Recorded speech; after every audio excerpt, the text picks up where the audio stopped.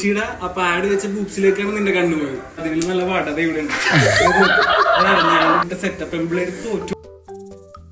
Dress ഇറങ്ങി വരുമ്പോഴത്തേനും ഞാൻ ചേച്ചി ഡ്രസ് കേട്ടിട്ടോ കൈക്കൊക്കെ കുറച്ച് വണ്ണമൊക്കെ ഉള്ളത് കൊണ്ടിട്ട് അപ്പം ഇത് ഇടുമ്പോഴത്തേക്കും ചില സമയത്ത് ഒരു ഗേളിഷിന് ഒരു എനിക്ക് ഒരു കോൺഫിഡൻസ്. നിങ്ങൾ ശരിക്കും ചേച്ചി ചേട്ടനാണോ? ചേച്ചി ചേട്ടനല്ല, അനിയനും ചേച്ചി. നമുക്ക് വേണമെങ്കിൽ പറയാം നമ്മള് എന്തെങ്കിലുമൊക്കെ ആണ്, നമ്മൾ ഇതാണെന്ന് പറയാം. പക്ഷെ താല്പര്യമില്ല എനിക്ക്.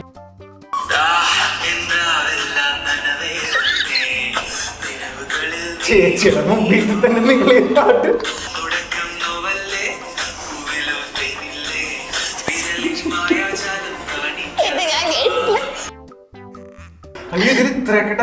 ഭയങ്കര ഇന്റൻസ് ആയിരുന്നല്ലേ?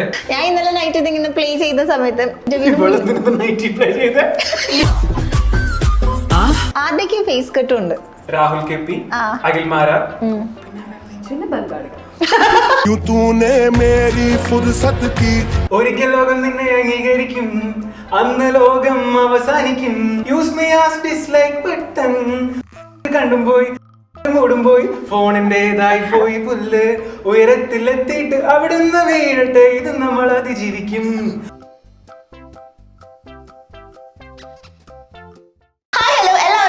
വീഡിയോയുടെ പുതിയൊരു ചർച്ചയിലേക്ക് സ്വാഗതം. ഞാൻ Mastani and this is our show Masti with Mastani. ഇന്ന് എന്റെ കൂടെയുള്ള ഗസ്റ്റുകൾ ആരാന്ന് വെച്ചാൽ കുറെ നാളുകളായിട്ട് നമ്മുടെ ഇൻസ്റ്റഗ്രാമിലും പല പല ക്യാരക്ടേഴ്സ് ചെയ്തും കുറെ പാരഡി സോങ്സ് ചെയ്തും ട്രാൻസിഷൻ ഒക്കെ ചെയ്ത് വൈറലായിക്കൊണ്ടിരിക്കുന്ന രണ്ട് ആൾക്കാരുണ്ട്. ഇവർ എന്തുകൊണ്ട് ഇതുവരെ ഇന്റർവ്യൂസ് ഒന്നും കൊടുത്തില്ല എന്നതാണ് എന്നെ ഏറ്റവും കൂടുതൽ അത്ഭുതപ്പെടുത്തുന്നത്. ഞാൻ കൂടുതൽ വലിച്ചു നീട്ടി ബോറടിപ്പിക്കുന്നില്ല. നമ്മുടെയൊക്കെ ഫേവറേറ്റ്, പിന്നെ കുറച്ചു പേർക്കൊക്കെ കുറച്ച് കലിപ്പൊക്കെ തോന്നാറുണ്ട്. അവിടെയൊക്കെ സ്വന്തം തുപ്പൽ പൊട്ടാസ് ആളും ആളുടെ ചേച്ചിയുമാണ് വന്നിട്ടുള്ളത്. തുപ്പൽ പൊട്ടാസ്, നമുക്ക് പേരിൽ തന്നെ സ്റ്റാർട്ട് ചെയ്യാം. എന്താണ് ഈ തുപ്പൽ പൊട്ടാസ്? തുപ്പൽ പൊട്ടാസ് എന്ന് പറയുന്നത് ഞാൻ ബേസിക്കലി കൊച്ചിയിൽ നിന്നാണ്. നമ്മളവിടെ തുപ്പൽ പൊട്ടാസ് എന്ന് പറയുന്ന ഒരു സാധനം ഈ വഴിയേരിയിലൊക്കെ നിൽക്കും. ഈ ചെറിയൊരു കായാണ്, കണ്ടിരുന്നോ? ഒരു ചെടിയാണ്. അത് ബേസിക്കലി അവിടെ ഇവിടെയൊക്കെ വളർന്ന് വരുന്ന ഒരു ചെടിയാണ്. അതിനെ തുപ്പൽ പൊട്ടി, തുപ്പൽ പടക്കം, അങ്ങനെ കുറെ പേരില് അങ്ങോട്ടും നോർത്ത് സൈഡ് അല്ലേ, അങ്ങനെയൊക്കെ അറിയപ്പെടും. മഷത്തണ്ട് നമ്മൾ സ്ലേറ്റ് ഒക്കെ മാറ്റിയൂലേ, അതേപോലെ വഴിയിൽ നിൽക്കുന്ന കുറച്ച് സാധനങ്ങളല്ലേ കുഞ്ഞില് നമ്മൾ അതിന്റെ ഒക്കെ ഉള്ള ഒരു കളിപ്പാട്ടം പോലത്തെ ഒരു ചെടി. ഒരു ചെടിയാണ്. അതെടുത്തിട്ട് നമ്മളിങ്ങനെ എടുത്ത് വായിലിട്ടിട്ട് ഇങ്ങനെ ആയി കഴിഞ്ഞാൽ അതിൽ തുപ്പലിട്ട ബേസിക്കലി അത് മോയിസ്ചർ അല്ലെങ്കിൽ എന്തെങ്കിലും വെള്ളമൊക്കെ വീണ് കഴിയുമ്പോൾ ഇങ്ങനെ പൊട്ടും. അതിൽ നിന്ന് കുറെ സീഡ്സ് വന്നിട്ട് അതിങ്ങനെ ചുമ്മാ ഇങ്ങനെ ഇത് വരുമല്ലോ, ആ ഒരു ചെടിയാണ് ഈ തുപ്പൽ പൊട്ടാസ്. പിന്നെ തുപ്പൽ പൊട്ടാസ് എന്ന് പറയുന്നത് ആധികാരികമായി പറയാനാണെങ്കിൽ അതിൽ കുറെ ഡബിൾ മീനിങ് ഒളിഞ്ഞിരിക്കുന്നത് കൊണ്ടാണ് ഞാൻ സ്റ്റാർട്ടിങ്ങിൽ അതാക്കിയത്. ആ സമയത്ത് എന്റെ കോണ്ടൻസ് അങ്ങനെ ആയിരുന്നു. പക്ഷെ ഒരാളോട് ചോദിക്കുമ്പോൾ പെട്ടെന്ന് പറയാൻ പറ്റില്ല. ബട്ട് രണ്ട് കാര്യങ്ങളുണ്ട് അതിന്റെ. കുറച്ചും കൂടെ റെസ്പെക്ട്ഫുൾ ആയിട്ട് അല്ലെങ്കിൽ ഇങ്ങനത്തെ ഒരു റീസൺ ഉണ്ട്, മറ്റേതുണ്ട്. അപ്പൊ എനിക്ക് കുറച്ചും കൂടെ ആപ്റ്റ് ആയിട്ട് തോന്നി, എന്റെ ക്യാരക്ടറായിട്ട് സൂട്ട് ചെയ്യുന്നതായിട്ട് തോന്നി. അറിഞ്ഞിട്ട പേരാണ്. നിങ്ങളുടെ ഏറ്റവും കൂടുതൽ ട്രാൻസിഷൻസ് ആണ് വൈറലായിട്ടുള്ളത്. എന്ന് ഇൻസ്റ്റഗ്രാം ഡ്രസ്സിംഗ് റൂം ആക്കുന്ന എപ്പിസോഡ് 2, 3 അങ്ങനെ പറഞ്ഞിട്ടാ. ആ ഒരു സാധനം കുറെ പേര് ട്രാൻസിഷൻ ചെയ്യും, ഗെറ്റ് റെഡി വിത്ത് മീ ചെയ്യും. പക്ഷെ നമ്മുടെ കമന്റ്സ് ആണ് കൂടുതലും നിങ്ങൾ വീട്ടിൽ നിന്ന് മാറ്റേണ്ടത് എന്തിനാ, ഇൻസ്റ്റേ കാണിക്കണം. അത് നിൽക്കുന്നല്ല, പൊതുവേ നമ്മൾ ഗെറ്റ് റെഡി ചെയ്യുന്ന എല്ലാവർക്കും വരുന്നൊരു സാധനം. അപ്പോഴാണ് നിങ്ങൾ ഇൻസ്റ്റഗ്രാം ഞങ്ങൾ ഡ്രസ്സിംഗ് റൂം ആക്കുന്ന ഗൈസ് എന്ന് പറഞ്ഞ് കൊണ്ടുവന്ന ഒരു കോൺസെപ്റ്റ്. അതെങ്ങനെ കൊണ്ടുവന്നേ? ആ ഒരു ഐഡിയ എന്തായിരുന്നു? ഇൻസ്റ്റഗ്രാം ഡ്രസ്സിംഗ് റൂം ആക്കുക എന്ന് പറയുന്നത് കമന്റ്സ് ചെയ്യുന്ന തന്നെ കിട്ടിയ സംഭവമാണ്. ആൾക്കാര് പറയുന്നത് അതാണ്. പിന്നെ ഓക്കെ, പിന്നെ നമ്മൾ ഒഫൻസീവ് ആവണ്ട. അവർക്ക് ഇഷ്ടമാണെങ്കിൽ നമുക്ക് ഡ്രസ്സിംഗ് റൂം ആക്കാം. അതിലുപരിയായിട്ട് വേറെ ഒന്നുമില്ല.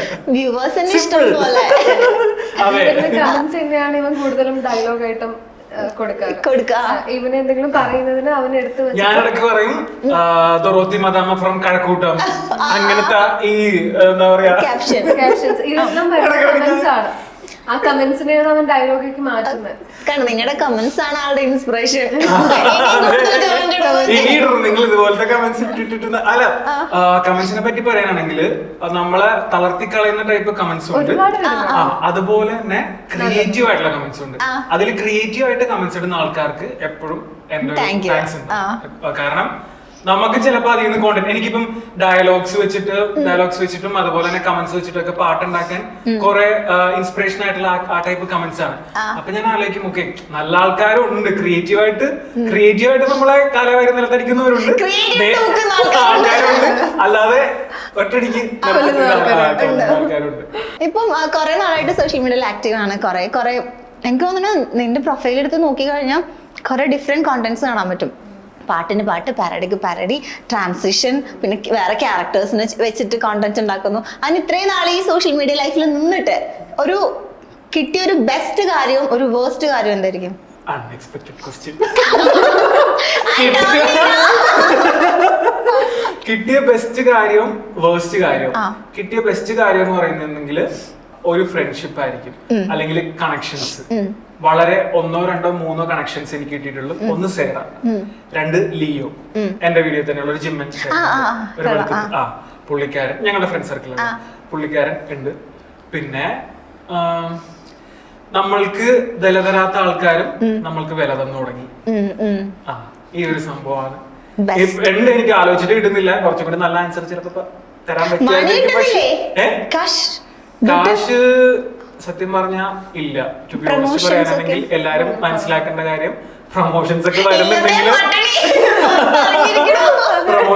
വരുന്നുണ്ടെങ്കിലും നമ്മൾ വിചാരിക്കുന്ന പോലെ ഇപ്പോഴും നമുക്ക് ഒരു ബേസിക്കലി നിന്ന് പോകാനുള്ള ഒരു സംഭവം കിട്ടുന്നുള്ളൂ. എനിക്കൊരു സ്പോൺസർ ഉണ്ട്, അമൃത് എന്ന് പറഞ്ഞിട്ടുള്ള ഒരു പുള്ളി സ്പോൺസർ ഉണ്ട്. ആ പുള്ളി കരിഞ്ഞത് കൊണ്ടിട്ടാണ് ഞാൻ ഇത്രയും വരെ എത്തിയത്. ഞാനൊരു ലോവർ മിഡിൽ ക്ലാസ് ഫാമിലിയിലുള്ള ഒരാളായതുകൊണ്ടും എന്റെ കയ്യിൽ കാശില്ലാത്തതുകൊണ്ടും ഞാൻ പഞ്ചാബിലായിരുന്നു ഞാൻ ജോലി ചെയ്തിരുന്നത്. അവിടെ ഞാൻ IELTS ട്രെയിനറായിട്ട് വർക്ക് ചെയ്യായിരുന്നു. 1 year അവിടെ വർക്ക് ചെയ്തു. ഒരു കൊല്ലം അവിടെ ഉണ്ടായിരുന്നു പഞ്ചാബില്. പിന്നെ ആ സ്ഥലം എനിക്ക് അത്ര പറ്റിയൊരു സ്ഥലമല്ല. ഞാൻ പറഞ്ഞില്ലേ ഞാൻ ഇതേപോലെ ഗോതമ്പിന്റെ നിറവും പൊന്നിയരിയുടെ നിറമൊക്കെയാണ് അവർക്ക്. എല്ലാം നല്ല രസമാണ് പെമ്പിള്ളേരെ കാണാനാണെങ്കിലും. അവിടുത്തെ പൊതുവെ പഞ്ചാബ് ഒരു സ്റ്റേറ്റ് ആണ്, ഒരു റിച്ച് സ്റ്റേറ്റ് ആണ്. കൾച്ചർ കൊണ്ടായാലും അതുപോലെ തന്നെ ആൾക്കാരുടെ ഭംഗി കൊണ്ടായാലും. പക്ഷെ തുറന്നു പറയുന്നതിലൊന്നും തോന്നരുത് എനിക്ക് അവിടെ ആൾക്കാരുടെ അതുപോലെ കാണുന്ന ആരെങ്കിലും ഒക്കെ ഉണ്ടാവും. എനിക്കറിയാം മലയാളികളായിട്ട് റിലേറ്റ് ചെയ്ത പഞ്ചാബിലുണ്ട്. അവരുടെ മെന്റാലിറ്റിയും എന്റെ മെന്റാലിറ്റി ആയിട്ട് ബ്ലെൻഡ് ആയി പോകില്ല. അപ്പൊ അവിടെ ആർഗ്യുമെന്റ്സും ഡിസഗ്രിമെന്റ്സ് ഒക്കെ വന്ന് തല്ലുപിടുത്തോ. ബേസിക്കലി അവിടെ ഒരു സ്റ്റേറ്റിൽ ഞാൻ പോയിപ്പെട്ട് അവിടെ നിന്ന് നോക്ക് വാങ്ങുന്നതിന് ഞാൻ എല്ലാവർക്കും പ്രണാമം കൊടുത്തു. ഞാൻ ഫ്ലൈറ്റ് കയറി കൊടുക്കും, ട്രെയിൻ കയറി കൊടുക്കും.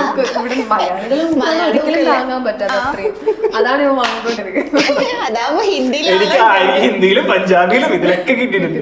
യൂട്യൂബിലൊക്കെ ഹിന്ദിയിലൊക്കെ ബുക്ക് വരാറുണ്ട്.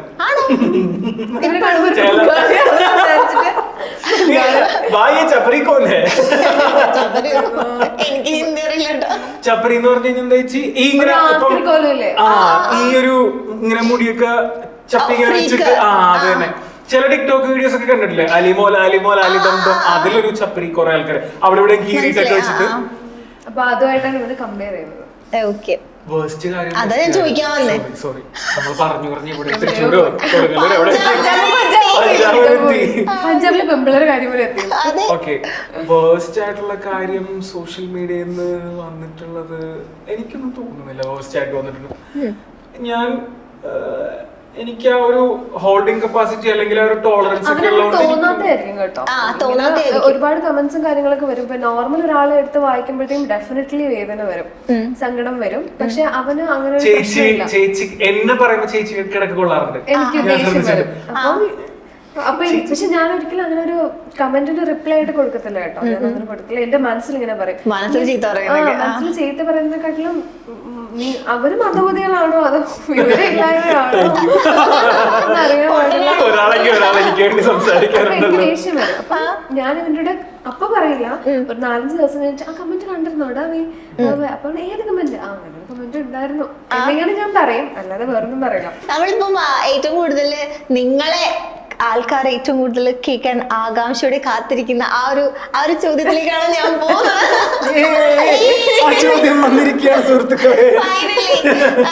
ഏറ്റവും കൂടുതൽ നിങ്ങളുടെ ഇപ്പം ട്രാൻസാക്ഷൻ വീഡിയോസിൽ ഏറ്റവും കൂടുതൽ ഞാനിങ്ങനെ ചെക്ക് ചെയ്യുമ്പോൾ വരുന്ന ഒരു കമന്റ് ആണ്, നിങ്ങൾ ശരിക്കും ചേച്ചി ചേട്ടനാണോ?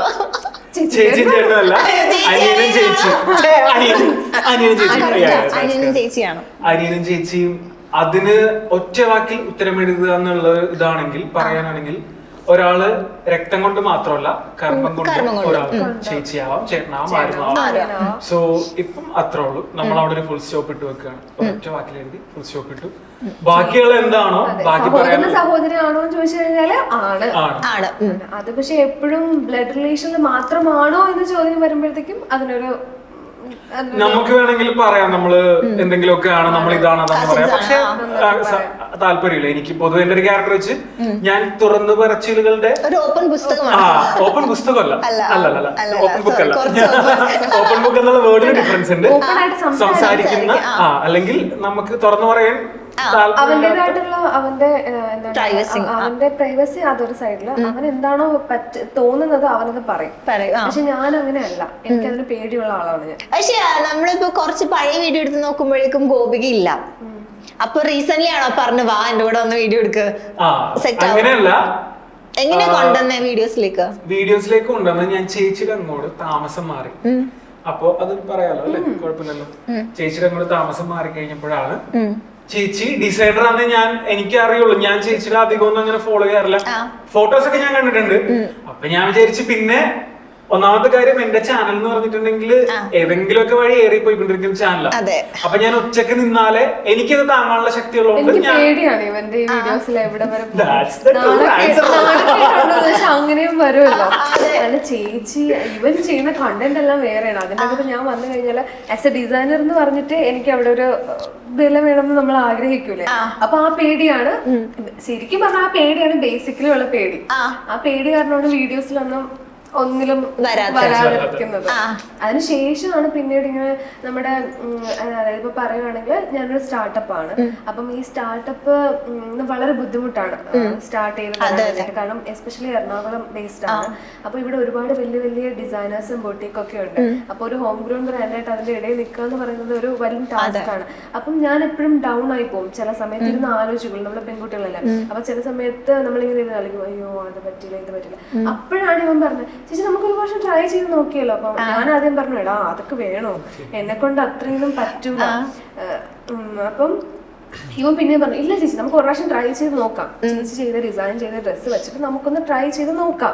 അപ്പൊ ഞാൻ പറഞ്ഞു ഓക്കെ ഒരു പ്രാവശ്യം ഒരെണ്ണം നമുക്ക് സെറ്റ് ചെയ്ത് നോക്കാം. ആ ഒന്ന് സെറ്റ് ചെയ്തതാണ് എന്താണ് മസ്താനി കണ്ട ആ ഒരു കച്ചസേറയല്ലേ അല്ലല്ല അത് മുന്നേ ഒരു ലാവൻഡർ ഗൗൺ.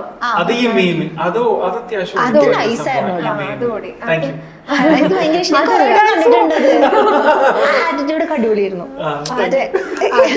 അയ്യോ അതെന്തുമാത്രം പാടുപെട്ടെന്ന് അറിയോ. ഇഷ്ടംപോലെ പാടും. അത് ഞാൻ പറയാണ് ഇതിപ്പോ ഇതുപോലത്തെ ഒരു വൺ പീസ് ആണ് ഇട്ടിരിക്കുന്നത്. നമുക്ക് ഓൾറെഡി ബാഡ് കമന്റ്സ് വരുന്നത് കൊണ്ട് ആദ്യത്തെ ഒരു കുഞ്ഞ് ലാവൻഡർ ഗൗൺ ഫുൾ ഗൗൺ ഇട്ടിട്ടാണ് ആദ്യത്തെ വീഡിയോ ചെയ്യുന്നത്. അതിന്റെ അകത്ത് ഒന്നും തന്നെ ഭയങ്കര ബാഡായിരുന്നു.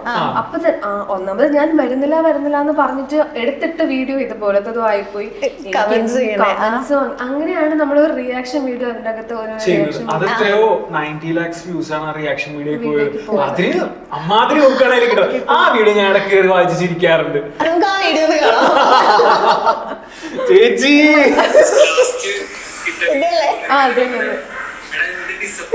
എനിക്ക്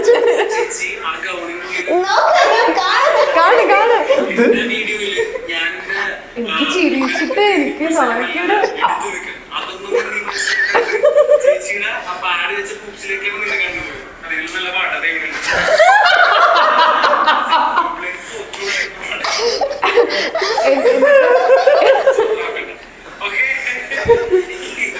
ഇനി ചോദിക്കരുത്. എനിക്ക് സത്യം പറഞ്ഞാൽ അതിൽ ഭയങ്കര കോൺഫിഡൻസ് ആണ്. അറിയില്ല ഇപ്പൊ ഈ ഒരു റിയാക്ഷൻ വീഡിയോ മാത്രമേ കണ്ടിട്ടുള്ളൂ. പിന്നീട് അത് സ്റ്റോപ്പ് ചെയ്തു. നല്ല അടിപൊളിയായിരുന്നു. അത് നമുക്ക് എപ്പോഴും അങ്ങനെ ഇടാൻ പറ്റത്തില്ല. മീൻസ് അതെപ്പോഴും നമ്മുടെ മാത്രം ന്യായീകരിച്ച് പറയുന്ന പോലെ അല്ലെങ്കിൽ നമ്മുടെ പബ്ലിസിറ്റിക്ക് മാത്രം ഉപയോഗിക്കുന്ന പോലെ ഒരു കാര്യമായിട്ടാവും. ഒരു പ്രാവശ്യം കൊടുക്കുക, അത് മനസ്സിലാക്കുന്നതോടെ മനസ്സിലാക്കുക, അല്ലാന്നുണ്ടെങ്കിൽ വിട്ടേക്ക. നിങ്ങളുടെ ഏതായാലും നമ്മള് ഇമ്മീനെ കുറിച്ച് പറഞ്ഞ സ്ഥിതിക്ക് ആ വീഡിയോ കൂടി ഒന്ന് കാണാം. ഇതല്ലേ എനിക്ക് ഇതിൽ ആറ്റിറ്റ്യൂഡ് ഭയങ്കര ഇഷ്ടമായി. രണ്ടുപേരുടെ അടിപൊളിയായിരുന്നു. ഈ ഡ്രസ്സിനെ പറ്റി ഒരു കഥയുണ്ട്, പറഞ്ഞുതരാം. ഇതില് വെള്ളം തൊട്ടിട്ട് താഴെ എഴുതിക്കണത് ചേച്ചി ആൾക്കാർക്ക് അറിയില്ലായിരുന്നു. അപ്പൊ ഇവരുടെ ചൂടല്ലേ, അതുകൊണ്ട് അവരൊരു ആക്ഷൻ കാണിച്ചിരിക്കുന്നത്. അത് ഓൾറെഡി ജാക്ലിൻ ചെയ്യുന്ന സാധനം, ലൈക്ക് ആ ഒരു സ്വെറ്റിംഗ് ഹോട്ട് എന്നുള്ള സംഭവിച്ചു.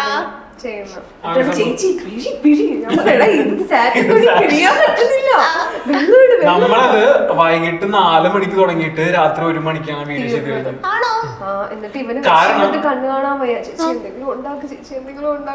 കാരണം ചേച്ചിയുടെ ഇതുപോലത്തെ ഒരു വൺ പീസ് ക്ലോത്ത് ആയിരുന്നു. അപ്പം ചേച്ചി പെട്ടെന്ന് നമ്മൾ ഉണ്ടാക്കി എടുത്തോണ്ട്, കാരണം ട്രെൻഡ് കഴിയുന്ന മുമ്പ് നമ്മളെ വീഡിയോ എങ്ങനെയെങ്കിലും ലൈവ് പോകണം. അപ്പൊ അതുള്ളതുകൊണ്ടും ആ ഒരു ദിവസം തന്നെ പോകണം, ഇത് ഗെറ്റ് റെഡി ചെയ്യണം, ഇത് ചെയ്യണം എന്നുള്ള ആ ഒരു ത്വരയില് ചൂടുണ്ട്, ഭയങ്കര സീനായിരുന്നു അത്. അപ്പൊ ചേച്ചിയുടെ ലൈക് സ്വെറ്റ് വരും, അപ്പൊ അത് തുടക്കും. അതുപോലെ തന്നെ ഡ്രസ്സ് ഇറങ്ങി വരുമ്പോഴത്തേന് ഞാൻ പറയും, ചേച്ചി ഡ്രസ്സ് കയറ്റിട്ടോ ചിലപ്പം കൈയുടെ പോർഷൻ റെഡി ആവില്ല, നമ്മൾ തിരിഞ്ഞു വരുമ്പോഴത്തേക്കും കൈക്കൊക്കെ കുറച്ച് വണ്ണമൊക്കെ ഉള്ളത് കൊണ്ടിട്ട് അപ്പം ഇത് ഇടുമ്പോഴത്തേക്കും ചില സമയത്ത് ഒരു ഗേളിഷിന് ഒരു എനിക്ക് ഒരു കോൺഫിഡൻസ് ചെറുതായിട്ട്. അപ്പൊ ഞാൻ അതുകൊണ്ടിട്ട് ഞാൻ എന്ത് ചെയ്യും, എടാ സൂക്ഷിച്ച് ഇത് ആക്ച്വലി എന്ന് പറഞ്ഞു കഴിഞ്ഞാൽ ഇവൻ ഈ പാട്ടും കൊണ്ട് വന്നു, ചേച്ചി നമുക്കിത് ചെയ്യാം. പറഞ്ഞു എടാ ഇത് വേണോ, വേണം ചെയ്യാം ബാ. അപ്പൊ ഞാൻ ആലോചിക്കും ഇതിന് എന്തോ ഡ്രസ്സ് എന്തോ ഡ്രസ്സ്. അപ്പൊ ജാക്ലിന്റെ ഒരു ഗോൾഡൻ കളർ ഡ്രസ്സ് അതിന്റെ അകത്ത് കാണുന്നുണ്ട്, ഒരു 1 പീസ് ഡ്രസ്സ്. അപ്പൊ ഞാനിങ്ങനെ ആലോചിച്ചു. അപ്പൊ കുറച്ച് നാൾ മുന്നേ എനിക്ക് കുറെ കുട്ടി പിള്ളേരുടെ ഫ്രോക്കിന്റെ ഓർഡർ വന്നിട്ടുണ്ടായിരുന്നു, ഒരു 5-6 കുട്ടികളുടെ. അപ്പൊ അതിന്റെ അടിയിൽ ലൈനിങ് നമ്മൾ കൊടുക്കുന്ന ഒരു സാറ്റിൻ തുണിയുണ്ട്. അപ്പൊ ആ സാറ്റിൻ തുണി എന്ന് പറഞ്ഞു കഴിഞ്ഞാൽ എക്സ്പെൻസീവ് തുണിയല്ല, നമ്മുടെ ലൈനിങ്ങിന് കൊടുക്കുന്ന സാറ്റിൻ തുണിയാണ്. I think cost around 900 rupees something. അപ്പൊ അന്ന് വാങ്ങിയ ഒരു 10 മീറ്ററിൽ 2 മീറ്റർ ബാക്കി ഉണ്ടായി. അപ്പൊ അത് എവിടെയോ ഇരിപ്പുണ്ട്, എവിടെയോ അടുക്കി വെച്ചിട്ടുണ്ട്. അങ്ങനെ ഞാൻ ഇവൻ പറഞ്ഞതിന് ശേഷം അന്ന് രാത്രി മൊത്തം ഇത് തപ്പി എനിക്ക് ആ ലൈനിങ്ങിന്റെ തുണി കിട്ടി. ആ തുണിയാണ്, ആ വെറും 90 രൂപയുടെ തുണിയാണ് ആ കാണുന്ന ഡ്രസ്. ഇപ്പൊ പാരഡി സോങ്സിനെ കുറിച്ച് പറഞ്ഞുകൊണ്ടിരുന്നപ്പോ ശരിക്കും അത് ബ്ലെസ്ഡ് ആയിട്ടുള്ള ഒരു കഴിവാണ്. പാട്ട് പാടും, പക്ഷെ അതേപോലെ തന്നെ അതിന് പറ്റിയ രീതിയിൽ വേർഡ്സ് ക്രിയേറ്റ് ചെയ്ത് നമുക്ക് ഒട്ടും ബോറടിപ്പിക്കാത്ത രീതിയിൽ അതൊരു പാരഡിയാക്കി ഇറക്കുന്നത് ഒരു കഴിവാണ്. അതിന് ശരിക്കും അപ്രീഷിയേറ്റ് ചെയ്തേ പറ്റുള്ളൂ. അത് അടിപൊളിയാണ്. അപ്പോൾ കുറെ അങ്ങനെ വൈറലായിട്ടുണ്ട്. നമുക്ക് വൈറലായ ഒരു പാട്ട് കണ്ടിട്ട് അതിനെ കുറിച്ച് സംസാരിച്ചു തുടങ്ങാം.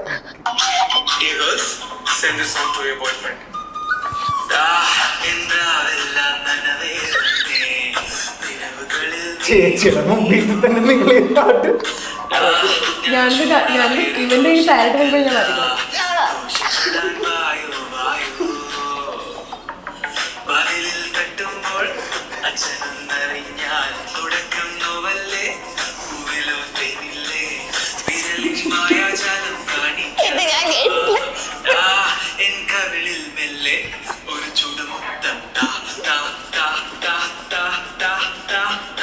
ഈ പാട്ട് ബോയ് ഫ്രണ്ടിന് അയച്ചു കൊടുത്ത ഗേൾസ് ഉണ്ടെങ്കിൽ പ്ലീസ് കമന്റ് എനിക്കറിയാം ബോയ് ഫ്രണ്ട് ഭയങ്കര ഇന്റൻസ് ആയിരുന്നല്ലേ. പിന്നെ ഞാൻ ഇതിലേക്ക് പോവില്ലല്ലോ.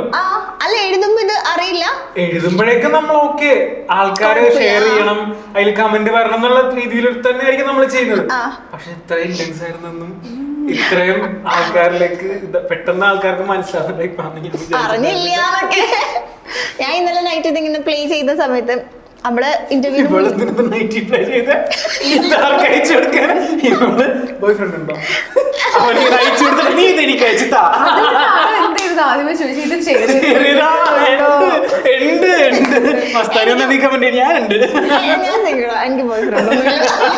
അപ്പൊ നമ്മളിങ്ങനെ നോക്കുമല്ലോ ഗസ്റ്റിനെ കുറിച്ച്, അറിയാവുന്ന ആൾക്കാരാണെങ്കിലും ജസ്റ്റ് ഇങ്ങനെ നോക്കും.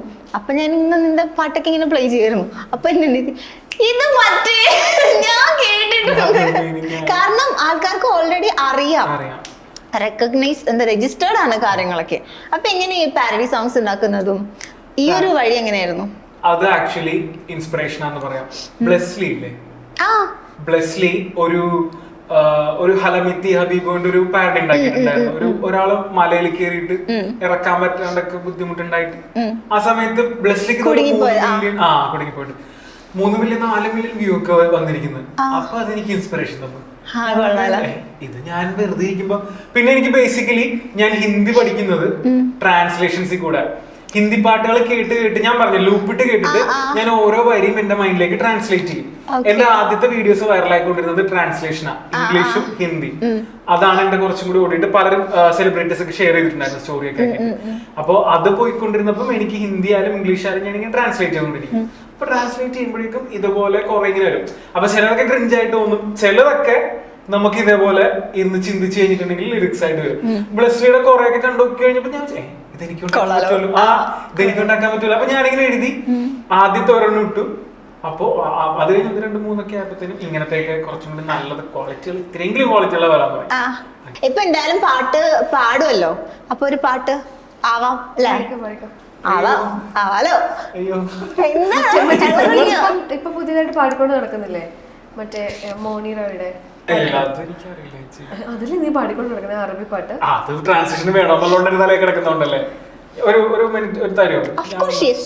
Don't feel embarrassed. ഓക്കെ, ഇല്ല ശ്രുതി ഇതൊന്നും ഉണ്ടാവില്ല, ട്രെയിൻഡ് ആയിട്ടുള്ള സിംഗർ അല്ല, പക്ഷെ നന്നായിട്ട് പാടുന്നുണ്ട്. നല്ല വോയിസ് ആണ്. നല്ല വോയിസ് ആണ്. അതെ അതെ, അന്ന് ഞാൻ പാടാം.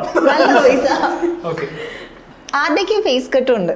രാഹുൽ കെ പി, അഖിൽ മാരാർ, പിന്നെ ബംഗാളികൾ, ധനുഷ്, ചേച്ചിയും ലിയോ ഒക്കെ പറയുന്നത് പണ്ടത്തെ ധനുഷിനെ പോലെ ഉണ്ട്. എനിക്ക് ശരിക്കും ഷറഫുദ്ദീനെ പോലെ തോന്നും, കോമഡി പറഞ്ഞു ചിരിക്കുമ്പോ.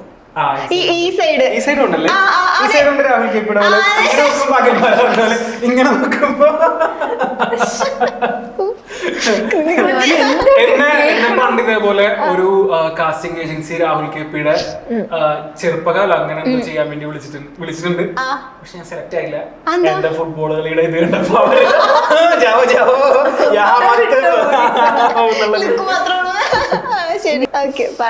നോക്കട്ടെ കേട്ടോ, ട്രൈ നോക്കാം. अगलावा मजबूरी नू आन जान दी पसूड़ी नू जहर बने हा तेरी पी जावा मैं पूरी नू आना सीओ नहीं आया दिल भांग भांग मेरा टकराया कागा पोर की टस जावे रावा त्यो दी चूरी नू रावा छुपावा ओनू लुकावा कोई मैनू ना रोके मेरे ढोल जुदैया दी मैनू खबर कि मैं होवे आ जावे दिल तेरा पूरा भी ना होवे आ बनिए बनैया दी गल बात कि मैं होवे आ जावे दिल तेरा पूरा भी ना होवे ഒരിക്കൽ ലോകം നിന്നെ അംഗീകരിക്കും, അന്ന് ലോകം അവസാനിക്കും. എന്റെ മൂന്നമ്പി തിരിച്ചു താടാ വയലറെഴുതുവോ ഇതുപോലെ. Nice hidden talent keep it hidden use me as dislike button. കണ്ടും പോയി മൂടും പോയി ഫോണിൻ്റെതായി പോയി പുല്ല്. ഉയരത്തിലെത്തിയിട്ട് അവിടുന്ന് വീഴട്ടെ, ഇത് നമ്മൾ അതിജീവിക്കും. കൊറോണ വന്നിട്ട് പേടിച്ചില്ല, കമന്റ് വായിക്കണം പോണം. വീട്ടിലിരുന്ന് പണം സമ്പാദിക്കാം, അളാനെ മുത്തേ വിഷു പറടാ.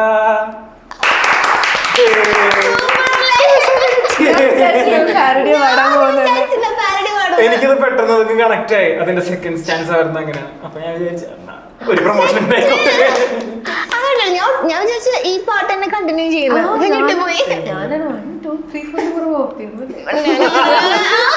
അടിപൊളിയുടെ സൂപ്പർ. ട്രിവാൻഡ്രം അല്ലേ? ട്രിവാൻഡ്രം സ്ലാങ്ങിലൊന്നും സംസാരിക്കും. സിറ്റുവേഷൻ തരാം. ഓക്കെ, ഒരു ഫിലിം കാണാൻ പോയി, തൊട്ടടുത്ത് നല്ല അടിപൊളി നല്ല ലുക്കുള്ള ഒരു പയ്യൻ വന്നിരുന്നു, ഇഷ്ടപ്പെട്ടു.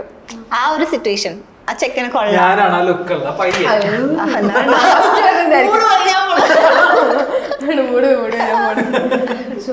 അതായത് സിനിമ കാണാൻ പോയപ്പം എന്റെ തൊട്ടടുത്തുണ്ടായ സീറ്റിൽ നല്ല ലുക്കുള്ള ഒരു ചെക്കനായിരുന്നു, കൊള്ളാം, അടിപൊളി, എനിക്ക് ഇഷ്ടമായി. പക്ഷെ ഞാൻ കമ്മിറ്റഡ് ആയതുകൊണ്ട് എന്ത് ചെയ്യാനാ ആ ഒരു സാധനം.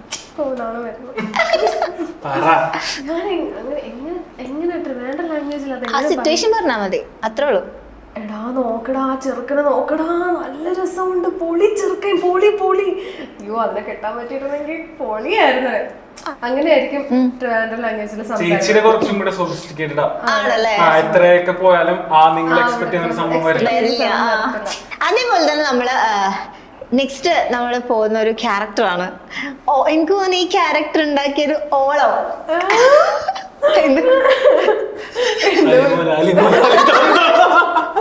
ശപിക്കുന്നു. ഇല്ല, പ്രാർത്ഥിച്ചാണ്. ഞാനതൊരു സ്ഥലത്ത് പൂട്ടിയിട്ട് ഒരു സാധനം ഇവിടെ ഇവര് താക്കോലിട്ട് തുറന്നു. ഞാനും നേരിട്ട് കണ്ടിട്ടില്ല. ഞാനും ഇവന് കണ്ടിട്ടില്ല, ഞാൻ ഇപ്പൊ കണ്ടത്. അങ്ങനെയല്ല, ഈ ഷൂട്ടിംഗ് കണ്ടില്ല. അപ്പൊ അവൻ ഇങ്ങനെ നേരിട്ട് അഭിനയിക്കുന്നത് ഞാനത് ചോദിക്കാൻ വരുമായിരുന്നു. മാമിന്റെ ഷൂട്ടിംഗ് ഒന്നും കണ്ടിട്ടില്ല. ഞാൻ പുറത്തൊക്കെ അങ്ങോട്ടും ഇങ്ങോട്ടൊക്കെ. ആ സമയത്ത് ചേച്ചി തിരക്കിലായിരുന്നു. ഞാൻ ഇത് ചെയ്തുകൊണ്ടിരുന്ന സ്ഥലം വേറെ. അപ്പം മാമിയുടെ കണ്ടന്റ് എനിക്ക് തോന്നുന്നു ഇൻസ്റ്റഗ്രാം ഇളക്കി മറിച്ചിട്ടുണ്ട്. കാരണം ഒരുപാട് ആൾക്കാർ അത് ഫണ്ണായിട്ട് എടുത്തിട്ട് ഷെയർ ചെയ്ത ആൾക്കാരുണ്ട്, കണ്ട് ചിരിച്ച് അതിന്റെ ഒരു ഇഷ്ടം കൊണ്ട് കാണുന്ന ആൾക്കാരുണ്ട്, പിന്നെ ഓഫ് കോഴ്സ് ക്രിട്ടിസൈസ് ചെയ്യുന്ന ആൾക്കാരുണ്ടായിട്ടുണ്ടാവും. നമുക്ക് മാമിയുടെ എന്തെങ്കിലും ഒരു പെർഫോമൻസ് കാണും.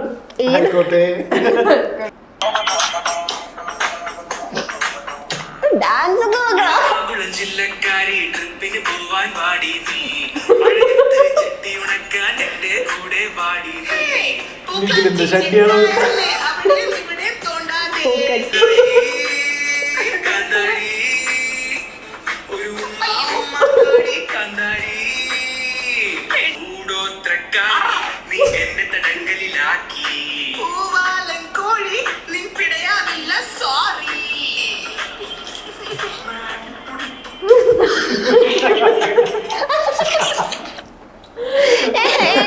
പക്ഷെ ഇതിനൊക്കെ കോമഡി ലിറിക്സ് എന്താ നിൻ പിടയാവാനില്ല സോറി അടിപൊളിയായിരുന്നു കേട്ടോ. ഈ മാമിയുടെ ഒരു ക്രിയേഷൻ എങ്ങനെയായിരുന്നു? ഏത് മൊമെന്റിലാണ് മാമീനെ ഇറക്കാൻ തോന്നിയത്? മാമീനെ ഇറക്കാൻ തോന്നിയത് ഇങ്ങനത്തെ തുറന്നു പറയുകയാണെങ്കിൽ ഈസിലി റെക്കഗ്നൈസ് ആവാൻ വേണ്ടിയിട്ട് ഒരു സംഭവമാണ്. ഇങ്ങനത്തെ സംഭവം ചെയ്തു കഴിഞ്ഞിട്ടുണ്ടെങ്കിൽ നമ്മളുടെ സോഷ്യൽ മീഡിയയിൽ ഒരു ട്രെൻഡായിട്ട് വരുന്ന സംഭവം എന്ന് പറഞ്ഞു കഴിഞ്ഞാൽ നെഗറ്റിവിറ്റി, ഹെയ്റ്റ് കൊണ്ടുവന്നു കഴിഞ്ഞാൽ അത്രയും പബ്ലിസിറ്റി വേറെ ഇല്ല. സോ ആ ഒരു സ്ട്രാറ്റജിയാണ് ഞാൻ ആദ്യം യൂസ് ചെയ്തത്. എന്റെ ക്യാരക്ടറായിട്ട് ഞാൻ കുറെ എത്തിക്സും കാര്യങ്ങളൊക്കെ ബിലീവ് ചെയ്യുന്ന ഒരാളാണ്, അത് ഫോളോ ചെയ്യുന്ന ഒരാളാണ്, എന്റേതായിട്ടുള്ള എത്തിക്സ്. അപ്പൊ ഞാൻ ഒരിക്കലും എനിക്കിത് പറ്റാത്തൊരു സംഭവമാണ്. പക്ഷെ ആ ചലഞ്ച് ഏറ്റെടുത്ത് ഞാൻ ചെയ്യുകയും ചെയ്തു. ഞാനവിടെ അത്യാവശ്യം പിടിച്ചു നിൽക്കുകയും ചെയ്തു. പിന്നെ ഇതിൽ പറയാനുള്ള ഒരു കാര്യം എന്ന് പറഞ്ഞിട്ടുണ്ടെങ്കിൽ, സ്ത്രീകൾ എപ്പോഴും ആട എന്ന് പറഞ്ഞൊരു ഫിലിം ഉണ്ട്. ആടയാണോ ആടയാണോ അമല പോളിനെ ഡ്രസ് ഇല്ലാതെ ഒരു ഫ്ലാറ്റിൽ ഒരു സ്വിഗ്ഗിക്കാരി പൂട്ടുന്ന ഒരു പടം, ഒരു റിവെഞ്ചിന്റെ ബേസിസ്. അതിൽ പറയുന്ന ഒരു വാക്ക് ഞാൻ കോളേജിൽ പഠിക്കുന്ന സമയത്ത് എന്നെ സ്ട്രൈക്ക് ചെയ്തു. പണ്ടുള്ള സ്ത്രീകള് ഫൈറ്റ് ചെയ്തുകൊണ്ടിരുന്നത് ഡ്രസ്സ് ധരിക്കാൻ വേണ്ടിയിട്ടും ഇന്നത്തെ സ്ത്രീകൾ ഫൈറ്റ് ചെയ്തുകൊണ്ടിരിക്കുന്നത് ഡ്രസ്സ് കുറയ്ക്കാൻ വേണ്ടിയിട്ടുമാണ്.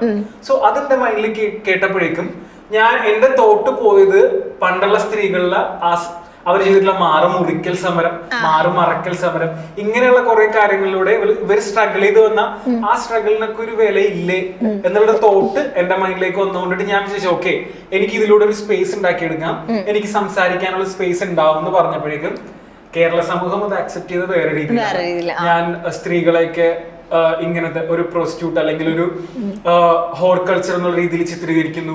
ഇവന് വേറെ ഇതില്ല, ഇവനൊരു പെർവേർട്ടാണ്, ഇവൻ വരുമ്പോഴത്തേനും ഇവന്റെ ഫേസിലേക്ക് പെപ്പർ സ്പ്രേ അടിക്കണം, ഇവനൊരു റേപ്പിസ്റ്റ് ആണ്, ആ രീതിയിലൊക്കെയുള്ള സംസാരം. കാരണം ഇവർക്ക് എന്റെ ബേസിക് ക്യാരക്ടർ അറിയില്ല. അപ്പം ഇതൊക്കെ കേട്ട് എന്റെ ക്ലോസ് ഫ്രണ്ട് സർക്കിളിലുള്ളവരാണ് എങ്കിലും കൂടുതൽ റിയാക്ട്. ഞാൻ അവരെന്തെങ്കിലും പറഞ്ഞോട്ടെ, അവരവരുടെ ഫ്രസ്ട്രേഷൻ തീർക്കുന്നു, അവരെ പറയുന്ന പറഞ്ഞു. അപ്പൊ അവര് പറഞ്ഞിട്ടാണ് ഞാൻ റിയാക്ട് ചെയ്യുന്നത്. ഒരു 2 ഇൻഫ്ലുവൻസേഴ്സ്, ഞാൻ പേര് പറയുന്നില്ല, 2 ഇൻഫ്ലുവൻസേഴ്സ് ഇങ്ങനെ ചെയ്തിട്ടുണ്ടായിരുന്നു. അപ്പൊ ഞാൻ അത് റിയാക്ട് ചെയ്തപ്പോഴത്തേനും അതിന് എനിക്ക് സപ്പോർട്ട് കിട്ടി. കാരണം ഞാൻ പറയുന്നതിലൊക്കെ എവിടെയൊക്കെയോ പോയിന്റ്സ് ഉണ്ട്. പക്ഷെ എന്തൊക്കെ പറഞ്ഞാലും ഞാൻ ഹൈലി പ്രോഗ്രസീവ് അല്ല.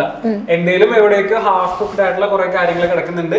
പ്രോഗ്രസീവ് ആവാൻ പറ്റി കഴിഞ്ഞിട്ടുണ്ടെങ്കിലും എനിക്ക് തോന്നുന്നില്ല നമ്മുടെ കേരളത്തില് അത്രയും അക്സെപ്റ്റ് ചെയ്യില്ല. നമ്മള് ഒരു സമയത്ത് കോളേജിൽ പഠിക്കുന്ന സമയത്ത് ഞാൻ ഭയങ്കര റിബലീസ് ആയിരുന്നു.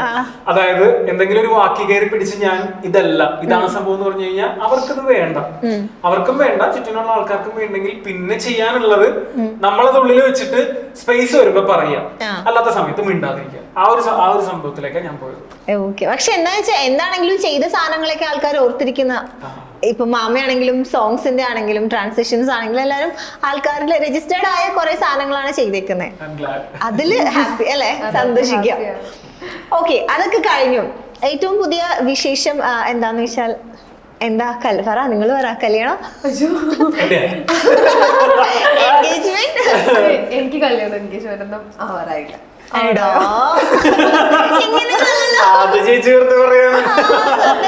എനിക്ക് അതിനുള്ള പ്രായമൊന്നും ആയില്ല ഗായ്സ്. ഇല്ല ഗായ്സ്, സിംഗിൾ ആയിട്ടിരിക്കുന്നതിന് എപ്പോഴും ഒരു മാർക്കറ്റിംഗ് ഉള്ളതുകൊണ്ട് ചേച്ചി എങ്ങനെ വിട്ടു പറയില്ല. ചേച്ചിയുടെ എൻഗേജ്മെന്റ് ആയോന്ന് ചോദിച്ചാൽ ആയോന്ന് വെച്ചാൽ ചേച്ചിക്ക് ആഗ്രഹം ഉണ്ടാവണം. ആയോന്ന് വെച്ചാൽ ആയില്ലെന്ന് വെച്ചാൽ ആയില്ല. ഇതേപോലെ ചേച്ചിയുടെ ബ്രാൻഡ് ഇപ്പൊ വളർന്നു വരുന്നേ ഉള്ളൂ. ചേച്ചിക്കും എക്കണോമിക്കലി കുറെ സ്റ്റെബിലിറ്റി വേണം. അതൊക്കെ ഉള്ളതുകൊണ്ടിട്ട് ചേച്ചിക്ക് പിന്നെ അങ്ങനെ അടങ്ങി ഒതുങ്ങി എൻഗേജ്മെന്റ് നടത്താറില്ല. ചേച്ചി കാസ്റ്റ് പറയാന്ന് വിചാരിക്കുന്നത് ചേച്ചിക്ക് ലൈക്ക് 3 ഡ്രസ് മനസ്സിലായോ? അപ്പൊ ചേച്ചിക്ക് കാണിച്ചില്ലെങ്കിൽ പറ്റില്ലല്ലോ. അപ്പൊ അതിന് കുറെ കാശുണ്ട്. പിന്നെ അതനുസരിച്ചിട്ട് ഓരോ ചെലവുണ്ടാവുമല്ലോ. അപ്പൊ അതൊക്കെ ഉള്ളതുകൊണ്ടിട്ട് ഞാനൊക്കെ വിചാരിക്കാം എനിക്കൊരു ഡാൻസ് ഒക്കെ കളിക്കണം എൻഗേജ്മെന്റിന്. സേറയുടെ എൻഗേജ്മെന്റിന്റെ ഡാൻസ് കളിക്കാണ്ട് പറഞ്ഞിട്ട് അങ്ങനെയല്ല, അവർക്ക് സമയം ഉണ്ടായിരുന്നു. ഞാൻ എത്തിയപ്പോൾ സേറ പിച്ചിട്ട് ഇപ്പോഴാ പാടണ്ടെന്ന് തോന്നുന്നു പോയിട്ട്. ഓക്കെ, ഇപ്പം അതുകൂടാതെ ഇപ്പം നമ്മളിപ്പോ നെഗറ്റീവ് കമന്റ്സും കാര്യങ്ങളൊക്കെ സംസാരിക്കുന്ന ഇടയില് കുറെ ചോദ്യങ്ങൾ വരുന്നുണ്ട്. ഇപ്പം ചേച്ചി അനിയനാന്ന് പറയുന്നുണ്ട്, പക്ഷെ എന്നാലും ചിലർ ചോദിക്കും നിങ്ങൾ ഹസ്ബൻഡ് ആൻഡ് വൈഫ് ആണോ, അങ്ങനെ ചോദിക്കുന്ന ആൾക്കാരുണ്ട്. കപ്പിൾസ് ആണോ അങ്ങനെ ചോദിക്കുന്ന ആൾക്കാരുണ്ട്. നമ്മളെ കണ്ട് അങ്ങനെയൊക്കെ തോന്നോ, അങ്ങനെ ചെയ്യുന്ന ആൾക്കാരോട് എന്താ പറയാനുള്ള? അതായത് ഒന്നേ പറയാനുള്ളൂ, അഭിനയിക്കുന്നത് വേറെ രീതിയാണ്, നമ്മുടെ പേഴ്സണൽ ലൈഫ് വേറൊരിതാണ്. അപ്പൊ അങ്ങനെ അഭിനയിക്കുന്നു. ഇപ്പം റൊമാൻറ്റിക് ആയിട്ട് നോക്കുന്നു, അവന്റെ കണ്ണില് കണ്ടോ, അവന്റെ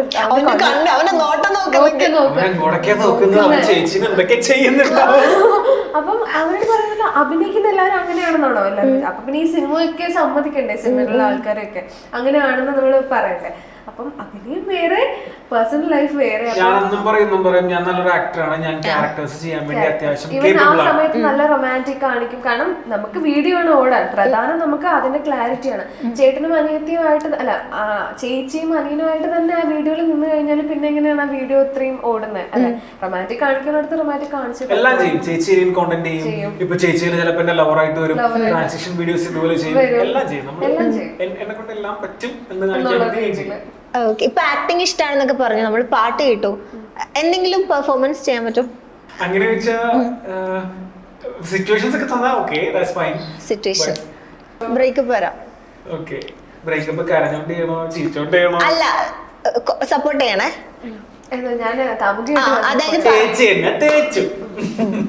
അത് കുറച്ച് നാളത്തെ റിലേഷൻ ആയിരുന്നു, പക്ഷെ ആൾക്ക് നീ ജോലിയൊന്നും നോക്കുന്നില്ല അങ്ങനത്തെ.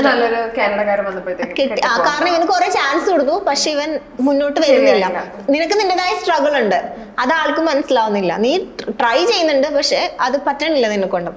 ആ സ്ട്രഗിളിൽ നിൽക്കുന്നു. അപ്പൊ ലാസ്റ്റ് വന്നിട്ട് പറ്റുന്നില്ല, ഞാൻ കുറെ വെയിറ്റ് ചെയ്തു, ടൈം തന്നു, ഇനി പറ്റില്ല ആ ഒരു സാധനം. എടാ, എനിക്കൊരു കാര്യം പറയാനുണ്ട്.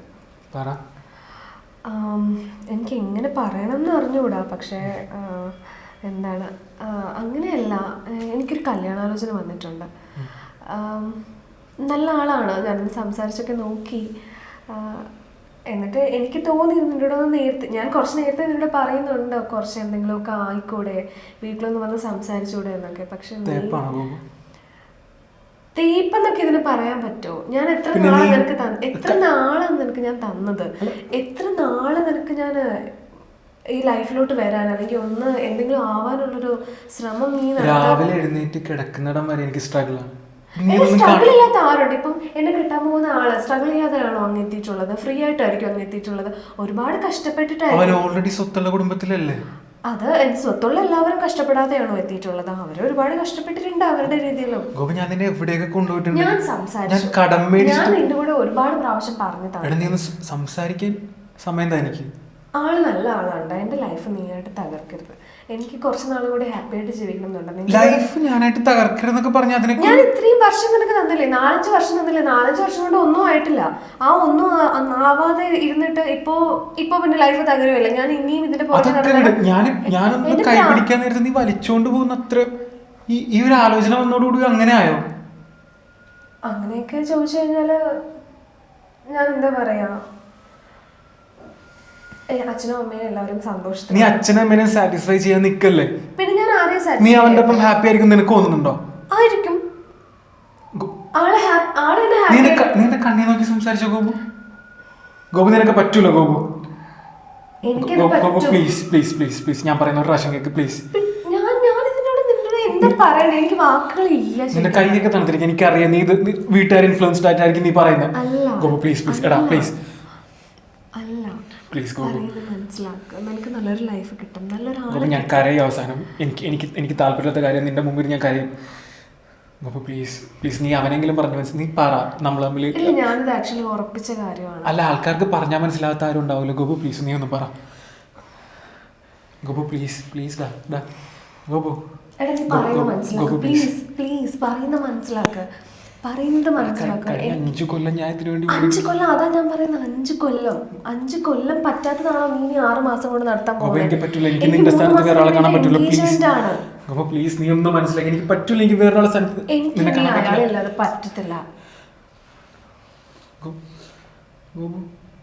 മതിയോ?